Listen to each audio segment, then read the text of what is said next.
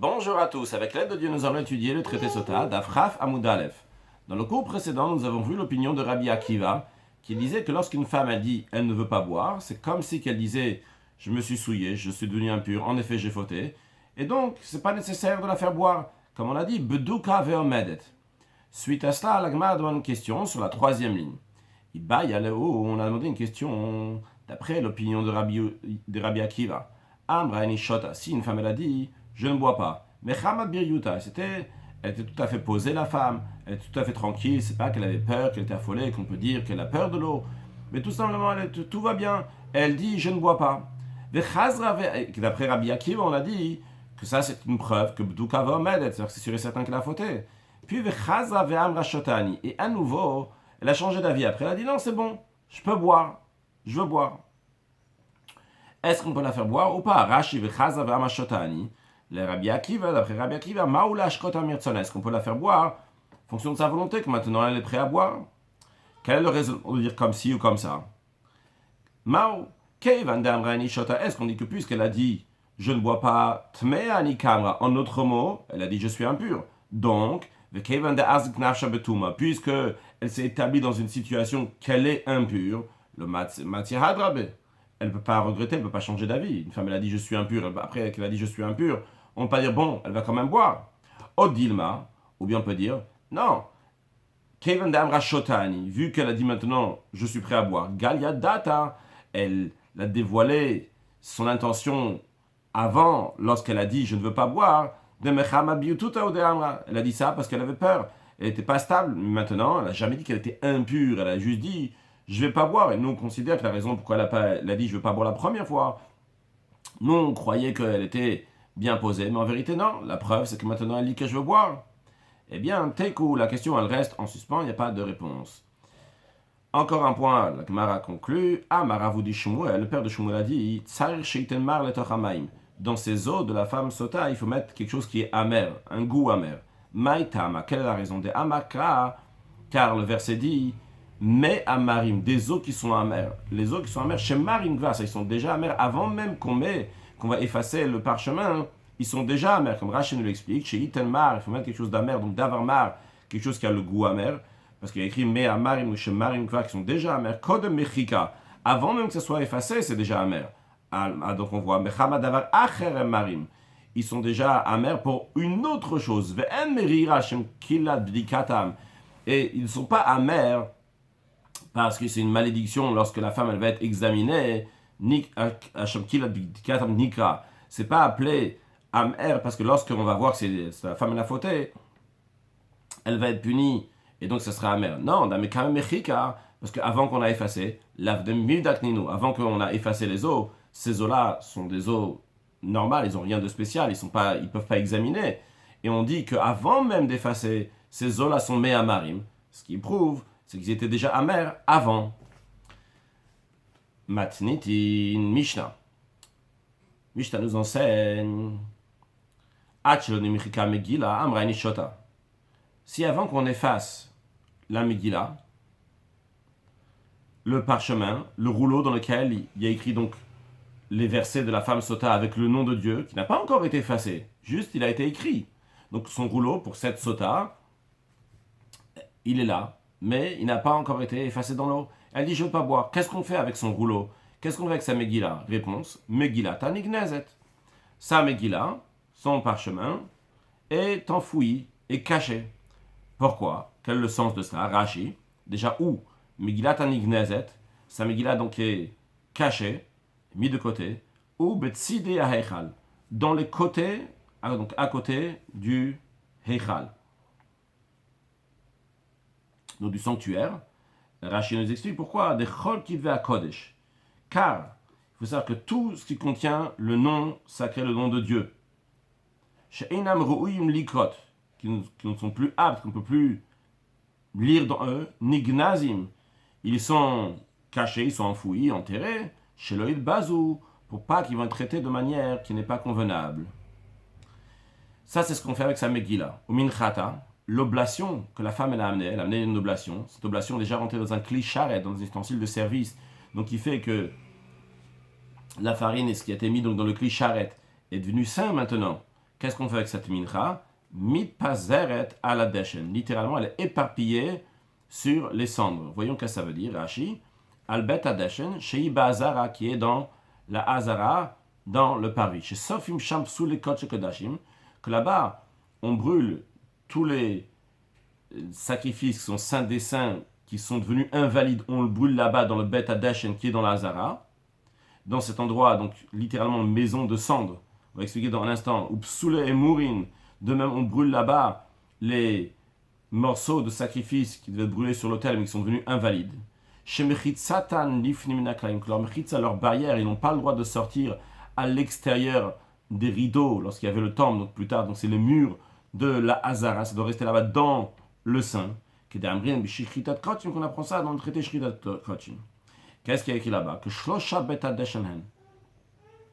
Il y a 3 Beta Deshen. Beta Deshen, donc c'était un endroit dans lequel on brûlait les choses qui étaient invalides pour le temple. Alors, il y en avait un qui était dans le temple, dans la Hazara, c'est celui qu'on vient de parler là, juste il y a un instant. C'est là-bas donc qu'ils n'ont pas le droit de sortir de la Hazara, du parvis du temple, il reste à l'intérieur. Puis, il y a un deuxième Bet Hadeshen qui est dans le mont du temple, donc mais à l'extérieur du temple. Et il y a un troisième Bet Hadeshen qui est à l'extérieur de Yerushalayim. Et chacun a sa particularité. Donc, en tous les cas, ici, celui qui est à l'intérieur, on fait brûler donc plusieurs choses. Et on brûle aussi, donc là, la mincha de la sota, on la met là-bas. Pourquoi? Quelle est la raison? Des oil vekicha bikli.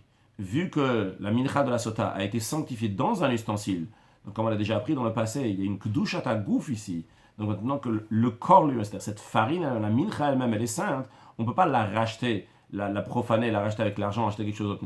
Elle-même, elle est sainte, donc elle doit être brûlée, ba'azara, dans le hazara, dans le parvis. Maintenant, l'expression de, il y a écrit mitpazeret, il n'y a pas écrit qu'on va la brûler. Alors Rashi nous dit que hay mitpazeret, cette expression que la Mishnah emploie ici, qu'elle est éparpillée, aïnouni safet, ça veut dire brûler. D'où Rashi sait que ça veut dire brûler. Parce qu'on va plus loin. Il y a écrit Ve'elu shimin chotem nisafot. Voici les femmes, donc leur mincha, leur oblation est brûlée. Ve'kachash leha. On compte entre autres celle-là, Omer et Nishota, celle qui dit je ne veux pas boire, qu'on va brûler. Donc Rashi nous dit que cette expression de mitpazeret, d'éparpiller, correspond à nisrefet et non pas disperser. Encore une chose, la Mishnah nous dit, cette Megillah, donc on a écrit pour 7 femmes sota, ve'en Megillah taksher al hashkel basota cheret, cette Megillah qui a été fait, écrit pour 7 femmes-là, pour 7 femmes sota, n'est pas kasher, n'est pas apte, n'est pas convenable, pour faire boire une autre femme sota.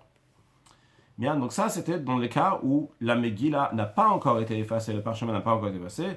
Voilà comment on se comporte. Quelle est la raison de ce détail-là que ve'en Megillah taksher al hashkel basota cheret, Rashi nous dit, des ba'inen ktiva lishma, car on a besoin que ça soit écrit lishma pour son nom, pour elle, pour cette femme sota. Il est écrit ve'asala hakohen, le Kohen va lui faire là, l'expression de là pour elle, c'est lishma en son nom de cette femme sota, et donc pas pour une autre femme sota.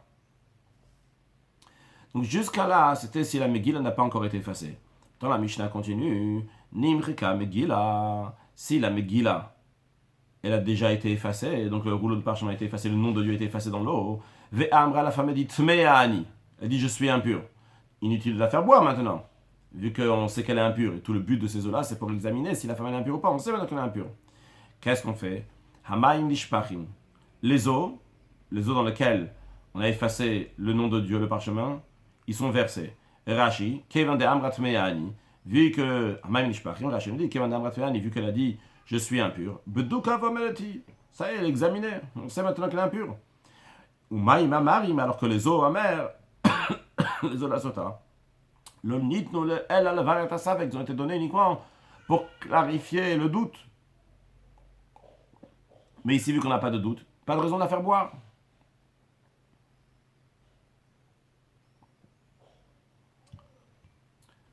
Donc les eaux sont renversées. Ou minchata. Et son oblation, mitpazeret, al bet adeshen, elle est dispersée à l'endroit des cendres, donc comme on l'a déjà dit avant. Donc c'est qu'on l'a brûlé donc sur le bet adeshen. Nimrika Megillah v'amra nishota. Encore une chose, une fois que la Megillah, le parchemin a déjà été effacé, elle dit je ne veux pas boire. Mais harin otan la force, on mashkenota bal kocha, on le fait boire contre son gré. Rachim harinota, quelle est la raison qu'on la force? De dilma teorei, parce que peut-être elle est pure. O mecham adriti tout akam, c'est juste parce qu'elle a peur, c'est la raison pour laquelle elle dit qu'elle veut pas boire.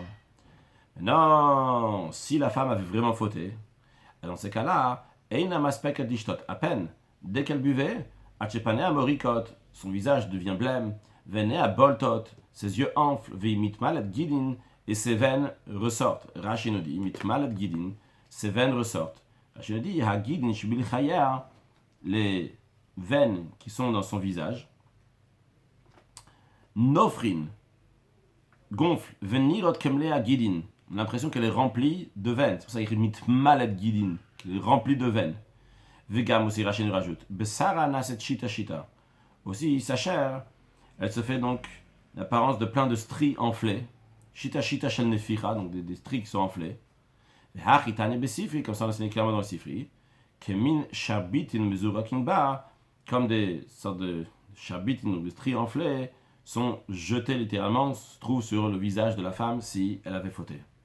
Vehem omrim, ceux donc, qui étaient là-bas sur place, disaient Hotsioua, faites-la sortir, chez l'Otetam et Hazara, pour pas qu'elle la rende impure. La Hazara. Où c'est la Hazara? Shar et Nikanor. C'est les portes de Nikanor. Au Ezrat Nashim, le parvis des femmes. Dans le prochain cours, on montrera exactement où est-ce que ça se situe.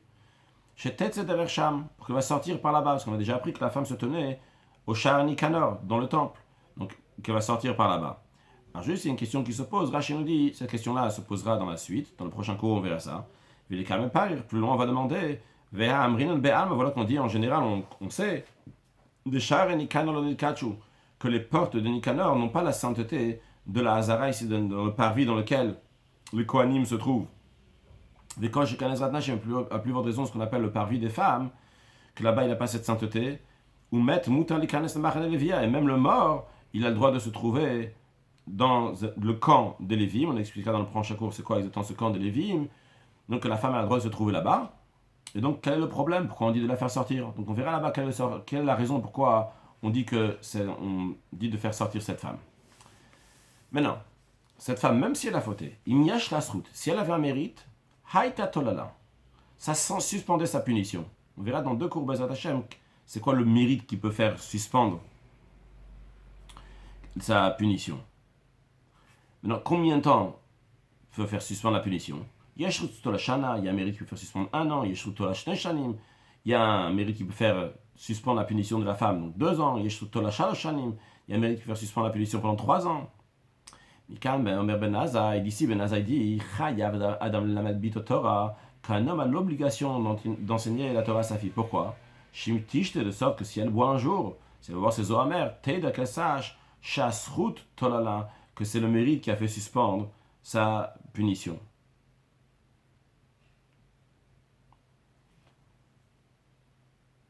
Donc elle ne va pas remettre en question la vérité de la Torah, elle va savoir que la Torah c'est vrai, mais qu'elle a un mérite. Rachité la Shesutolala, tiré.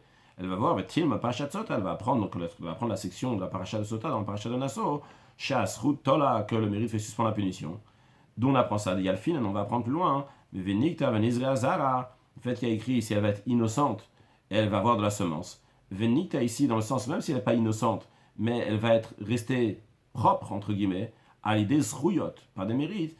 Combien de temps que des zriyat zera, le temps d'ensemencer, c'est le temps d'avoir un enfant, c'est peut-être dashim, c'est 9 mois. Il y en a qui disent plus, qui disent mfarash bigma, comme on dit dans la Gemara, qu'on verra dans le prochain cours. Ça, c'est l'opinion de Ben Azza un homme doit apprendre la Torah avec sa fille. Rabbi Eliezer, mais Rabbi Eliezer dit, Kol amelamed bito Torah, quiconque enseigne la Torah à sa fille, qui ilu lambda tiflut, c'est comme si il enseignait. Tiflut, littéralement, l'expression de tiflut veut dire s'assembler. Comme on dit toujours dans la Chassidut, que tfila, c'est le langage de la tofel klicheres, donc de se rattacher avec Hachem. Donc ici, tiflut, un rattachement, un assemblement. Ici, de quel assemblement on parle? De s'assembler à des hommes. Donc, Melam da tiflut, mefaresh bigmar, on expliquera dans la Gemara pourquoi. Qu'est-ce que ça veut dire? Continuons. Rabbi Eliezer, on a déjà dit, Rabbi Shuam, Rabbi Shuam dit, Irot, c'est Isha bekav et tiflut. Une femme préfère un cave, mais tiflut, avoir la possibilité être rattaché à son mari. Donc un cave, imaginons que c'est 1 kilo, Donc une femme préfère avoir 1 kilo plutôt que 10 kilos, c'est-à-dire avoir même moins de parnassa, moins de nourriture, mais que son mari va se trouver avec elle. Plutôt, mitisha kabine prishut, plutôt que 9 cabines, et que son mari va s'abstenir, son mari va être au loin, même s'il va ramener 9 cabines, il va ramener 9 kilos, il va ramener beaucoup d'argent, mais il va être séparé d'elle. Rashi, melamda tiflut mefarish bigmar, Rabbi Shua merot isha bekavet tiflut garsinan, ou bigmar mefaresh mekava, dans Gemara on expliquera qu'est-ce que Rabbi Shua veut dire. On a déjà dit un peu oralement. Huaya Omer, il avait l'habitude de dire, donc Rabbi Shua avait l'habitude de dire, chassid shote, un pieux mais qui est bête. Veracha arum, un impie rusé. Veisha pusha, et une femme qui est séparée, qui se comporte donc de manière particulière comme si elle était une femme ascète. Ou makot pushim, les blessures des ascètes, la blessure de ces gens qui se prennent donc comme des gens particuliers. Rashi makot pushim et farash bigmar, on explique dans la Gemara, c'est quoi ces coups des ascètes, shemake tatson bigtalim, qui se frappent dans le mur, ils se cognent dans les murs, les harot shu'an avet sarnoa, pour montrer qu'il est quelqu'un qui est humble, qui marche les yeux fermés, et comme ça il se cogne dans les murs. Donc ces gens-là, donc ce chassid chote, c'est racha arum isha pusha makot pushim, arelum vale olam, ce sont ceux qui endommagent le monde. Certains disent ici mechale olam, c'est ceux qui détruisent le monde. Dans le même esprit, dans la Gemara, on verra donc plus de détails sur ces pushim. Amar Rav Yehuda Gemara, Amar Rav Yehuda Shmuel, Rav Yehuda l'nom de Shmuel, Mishum Rabbi Meir, Rabbi Meir, Kshaiti la Torah de Rabbi Akiva. Lorsque j'ai appris la Torah chez Rabbi Akiva, Haïti matil kankantom la radio. Je mettais du vitriol dans l'encre. Velo Amarli Davar, il m'a rien dit. Quand on met du vitriol dans de l'encre, ça fait que l'encre va rester sur le parchemin. Quoi qu'il arrive, il restera toujours une trace sur le parchemin. Donc, en tous les cas, Rabbi Meir dit, lorsque j'étais chez Rabbi Akiva, je mettais du vitriol dans le parchemin, dans l'encre, et j'écrivais, c'est Torah, Tefillin, Mezuzot, il m'a rien dit. Je suis parti chez Rabbi Ishmael, lorsque je suis venu chez Rabbi Ishmael, donc après que j'étais chez Rabbi Akiva, je suis parti chez Rabbi Ishmael. Amarle, Rabbi Ishmael m'a dit, Bni, mon fils, Mamelartecha, quel est ton travail, qu'est-ce que tu fais? Amartilo, Rabbi Meir lui a répondu, il dit, Lav Darani, je suis inscrit. Amarli, Rabbi Ishmael m'a dit, donc c'est Rabbi Meir qui raconte, Amarli m'a dit, Rabbi Ishmael, Beni, mon fils, Evezaïr, fais attention, Shemelartecha Melachet Shamaim. Ton travail, c'est un travail du ciel, des cieux.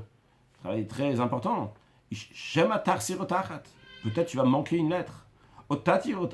Bien, tu vas mettre une lettre en plus. Il se trouve que tu as détruit le monde entier. Qu'est-ce que ça veut dire? Voyons Rashi. Lavlar, il traduit que c'est sauf faire c'est un scribe. Et Rabbi Ishmael a dit à Rabbi Meir, une tersa rotachat, si tu as manqué une lettre, qui donne Aleph. Comme par exemple, la lettre Aleph du mot, du verset Vachem Elohim Emet. À la place de dire Vachem Elohim Emet, que l'éternel Dieu, il est vrai, tu écris Vachem Elohim Met, tu vas enlever le Aleph. Ou bien, encore un exemple qui est catastrophique, côté Yater Ot Achat, tu vas rajouter une lettre qui est Gon, comme par exemple, il y a écrit Bereshit Bara Elohim, que au commencement, Dieu créa le monde. Mais si tu as rajouté une lettre, tu vas écrire Bereshit Brao Elohim, c'est-à-dire que Bereshit, il a créé Dieu, ce qui est très grave. Donc tu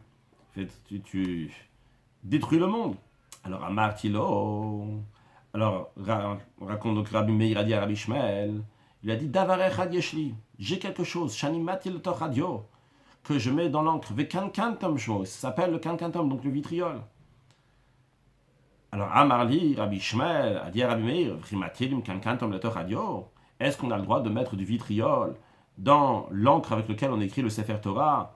La Torah Amra, la Torah a dit, ou Macha, la Torah a dit, le Kohen va effacer la section de la femme sota pour la faire boire. Et le fait que la Torah a dit on va effacer, ça doit être un ktav chez Yuchal Limachot.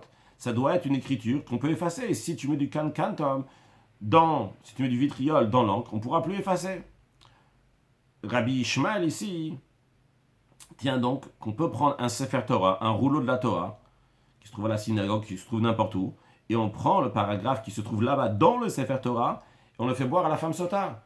D'où Rabbi Ishmael l'a dit à Rabbi Meir, comment ça se fait que tu écris un Sefer Torah avec du vitriol? Voyons dans Rashi. Alors déjà, Rashi me dit, plus loin, on verra c'est quoi la réponse de Rabbi Meir à Rabbi Ishmael. Rabbi Ishmael lui a dit, fais attention, ton travail c'est un travail des cieux, tu rajoutes une lettre, tu enlèves une lettre, et il répond, il lui dit, j'ai un kankantom, j'ai du vitriol. Quel rapport? On verra ça dans la suite. Mais quand il lui a dit, Rabbi Meir a dit à Rabbi Ishmael qui mettait de la vitriol, il lui a dit, comment c'est possible que Rashi dit, Rabbi Ishmael, ça va, Rabbi Ishmael il pense qu'on a le droit d'effacer le parchemin qui se trouve dans le Sefer Torah, pas spécialement, qu'on n'a pas besoin d'écrire spécial un parchemin pour cette femme sota. On prend le parchemin qui est déjà dans le rouleau de la Torah, on le fait boire à la femme sota. Rabbi Ishmael n'exige pas qu'on va écrire le parchemin pour cette femme sota. Donc on peut le prendre on peut le prendre du Sefer Torah. D'où ça le dérangeait qu'on va écrire un Sefer Torah avec du vitriol. Non pas tout le Sefer Torah, va pas achat sota lechuda kakapit. Ce qui dérangeait Rabbi Ishmael, c'est uniquement que si on va écrire dans le Sefer Torah cette section de la Torah, donc celle de la sota avec du vitriol, qu'à ce moment-là on ne pourra plus effacer. Donc ça c'est ce qu'il a dit à Rabbi Meir. Il a dit comment tu mets du kankantum comment tu mets du vitriol dans l'encre. Ok, ça c'est l'histoire. La Gemara analyse un point de l'histoire. La Gemara dit Maï kamarle ou Maï kamehaderle. Qu'est-ce qu'il a dit Rabbi Ishmael à Rabbi Meir et qu'est-ce que Rabbi Meir lui a répondu? Rashi explique exactement de quoi s'agit-il, de quoi la question de la Gemara, qu'est-ce que la Gemara va analyser. Il m'a dit Maï kamarle Rabbi Ishmael. Qu'est-ce que Rabbi Ishmael lui a dit de kamehaderle Rabbi Meir?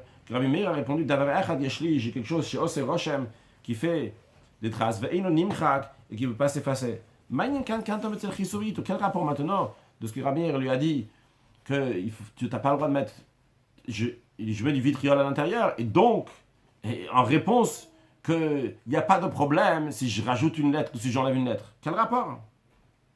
Mara explique. Comme ça Rabbi Meir il a répondu à Rabbi Ishmael. Il a dit, toi tu t'inquiètes pour moi si je vais rajouter une lettre, on a une lettre, je vais te dire, non seulement il n'y a pas besoin de parler, il est évident que quand il faut rajouter une lettre, enlever une lettre, ça je connais très très bien, je suis compétent dans ça. Mais je vais encore plus loin, je fais tellement attention, et la file ou le mechachezouv, je me préoccupe même à un risque, peut-être, il y a une mouche, de Dilma Ativiyativa Tagede Dalet Tumachil, peut-être une mouche, elle va venir se poser sur la pointe du Dalet et va effacer la pointe du Dalet. Ou Mashfele Resh, le Dalet sera plus un Dalet maintenant, va être un Resh, la lettre Resh. Et dans ce cas-là, ça peut être très très grave, parce que quand Rachid nous dit, ou Mashfele Resh, Gon Dalet de Echad, Yechishma Yisrael, Hashem Lekinu Hashem Echad, écoute Israël, l'éternel est un, l'éternel est notre Dieu, l'éternel est un. Hashem il est un, il est Echad. Et si il y a la mouche qui vient sur la barre du Dalet, elle se pose dessus, elle l'efface, ça veut dire que maintenant, à la place de Hashem Echad, ça va être Hashem Acher, Hashem, un autre Dieu, Chaz v'Shalom. Alors, tu sais quoi? Rabbi Meir dit à Rabbi Ishmael, même ça, même ce petit détail-là, Davar Echad Yeshli, sache que j'ai quelque chose, Shani Mati le Tochadio, que je mets dans l'encre, Vekan Kantom Shmo, et c'est du vitriol, qui fait que le Dalet, il pourra jamais changer, il restera toujours en Dalet, Rashi Davar Echad Yeshli, Ve'en Nimchak le Gamre, et qui ne s'efface pas totalement de manière donc le Dalet va toujours rester en entier. Bien, donc ça c'est la discussion qu'il y a eu entre Rabbi Ishmael et Rabbi Meir. Très bien. L'Agmara a dit, Ini, ah bon, les choses sont arrivées comme ça dans cet ordre-là. Voyons, voilà qu'on va enseigner la chose suivante. Amar Rabbi Meir a dit, Shaiti la Torah, c'est Rabbi Ishmael. Lorsque j'ai appris la Torah chez Rabbi Ishmael, Haïti matil kankantom le tochadio. Je mettais du vitriol dans l'encre. Velo amar li davar, Rabbi Ishmael m'a rien dit. Je battais tel Rabbi Akiva, lorsque je suis venu chez Rabbi Akiva. Asa là, Rabbi Akiva, il m'a interdit de mettre du vitriol. Alors ici, on a Kasha Shimush Shimush, Kasha Asa Asa. Il y a une double question ici. Premièrement, Shimush Shimush. Qui est-ce que Rabbi Ishmael, qu'est-ce que Rabbi Meir a servi en premier? Il y a écrit, dans la première braïta, il y a écrit qu'il était chez Rabbi Akiva, après il est parti chez Rabbi Ishmael. Dans la deuxième braïta, il y a écrit qu'il était chez Rabbi Ishmael, il est parti chez Rabbi Akiva. Ça, c'est une question. Donc, Kasha Shimush Shimush, qui est-ce qu'il a servi en premier? Deuxième, voyons le Rashi. Kasha Shimush Shimush, de Kamal, il a dit avant Shimush de Rabbi Akiva. Kodem, que ça qu'il a servi Rabbi Akiva, c'était avant. Et Achamar, ici dit, Rabbi Ishmael Kodem, ici dit que celui de Rabbi Ishmael, il passe avant. Il était d'abord chez Rabbi Ishmael, après chez Rabbi Akiva. Ça, c'est une question. Deuxième question. Kasha Asa Asa. C'est aussi une question donc, de l'interdit interdit. Qui est-ce qui est interdit? Dans la première braïta, on voit ce qui est interdit. On nous dit c'est Rabbi Ishmael qui a dit à Rabbi Meir, ah bon, tu veux du kankanton, tu veux du vitriol, on n'a pas le droit. Dans la deuxième braïta, on voit qui est-ce qui est interdit. C'est pas Rabbi Ishmael, c'est Rabbi Akiva. Alors Gemara a dit, bish lama shimush shimush. On peut répondre, en ce qui concerne le shimush, qui est-ce qu'il a servi en premier? Lokasha, c'est pas une question. On peut s'arranger comment? Mikara Talkamed de Rabbi Akiva. Au début, il est venu chez Rabbi Akiva. C'était chez qui il est parti en premier pour étudier. Kevan de Lomatzi Kama Libé, puisque Rabbi Meir, il n'a pas réussi à se tenir devant lui, à libé sur son cœur, donc il n'a pas réussi à se tenir d'après le cœur, d'après la compréhension de Rabbi Akiva. Alors, Atal Kama de Rabbi Shmuel, il est parti chez Rabbi Shmuel, Vegama Gmara, et il a pris les enseignements tels qu'elles sont. On va expliquer dans un instant dans les détails. Atal Kama de Rabbi Akiva, ça va se faire. Après, il est venu chez Rabbi Akiva pour apprendre à analyser les choses. C'est-à-dire, il est venu chez Rabbi Akiva. Et Rashi va nous expliquer que Rabbi Akiva, il allait dans beaucoup de profondeur. Et pas seulement ça, il te prouvait à 1000% que ça c'est juste, ça c'est impur. Après, il te prouvait à 1000% que ça c'est pur. Et donc, il voulait juste dire que un c'est vrai, un c'est pas vrai, mais quand même, on peut expliquer l'autre d'une autre manière. Et pour Rabbi Meir, qui est un débutant, c'était trop pour lui. Il est parti chez Rabbi Shmuel. Chez Rabbi Shmuel, il a pris les Mishnayot, les sujets comme elles sont, les halachot, sans les raisonnements de ça. Et après, une fois qu'il a pris chez Rabbi Shmuel les raisonnements, après il est parti chez Rabbi Akiva pour aller voir la profondeur. Donc, de manière, on peut très bien dire qu'il a servi Rabbi Akiva, Rabbi Shmuel et un nouveau Rabbi Akiva. Voyons Rashi. Le Matzi, le Mikama Libé, il n'arrivait pas à se tenir sur son cœur de Rabbi Akiva, c'est-à-dire à l'Ikar et Tameh, sur les fondements des raisons. Shaya Omer al Tametar. Rabbi Akiva montrait quelque chose qui était tam, qui était impur, il disait que c'était pur. Ou Mar Elopanim.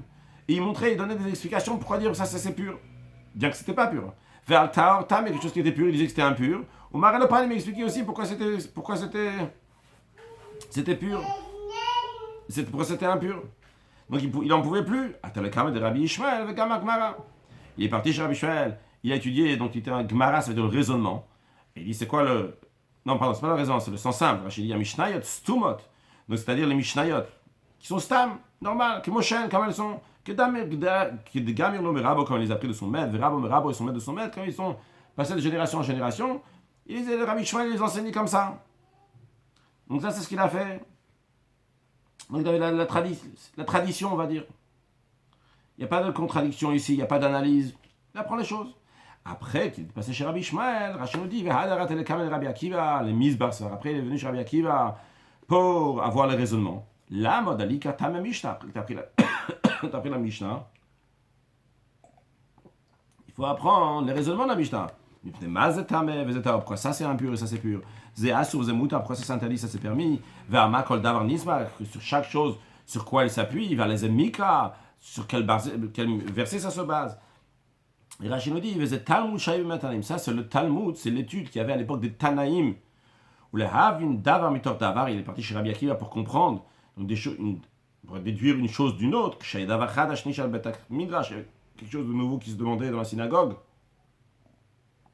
pardon, dans le lieu d'étude, mais il y a un cas qui se présente, on va l'apprendre de telle chose, d'une autre chose, ou le Ezem Mishnah, quel Mishnah on va la faire ressembler.